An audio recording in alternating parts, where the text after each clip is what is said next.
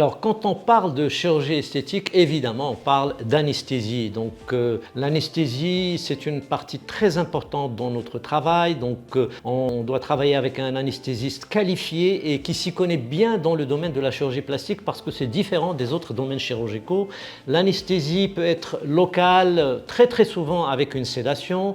Elle peut être loco-régionale, comme une péridurale, une rachianesthésie selon les parties du corps qu'on opère. Et elle peut être aussi générale. Mais souvent, comme on fait de l'anesthésie locale, l'anesthésie générale est souvent beaucoup plus légère que les autres anesthésies en général. L'anesthésie doit être toujours faite sur des patients en bonne santé. Donc l'anesthésiste, son rôle, c'est de faire le bilan nécessaire, l'examen clinique nécessaire et éliminer tout ce qui est risque, tout ce qui est dangereux pour le patient. Donc on ne va pas évidemment opérer des patients diabétiques instables, des patients hypertendus qui sont mal équilibrés. Donc on ne va pas opérer non plus des personnes qui sont indisciplinées sur le plan médical, c'est-à-dire qui ne suivent pas leur traitement correctement. On évite d'opérer les fumeurs et les fumeuses. Donc beaucoup d'éléments sont préparés par l'anesthésiste avant de passer à l'acte chirurgical. Et généralement, l'anesthésie se passe très bien. On a très peu de risques avec le type d'anesthésie qu'on utilise. Et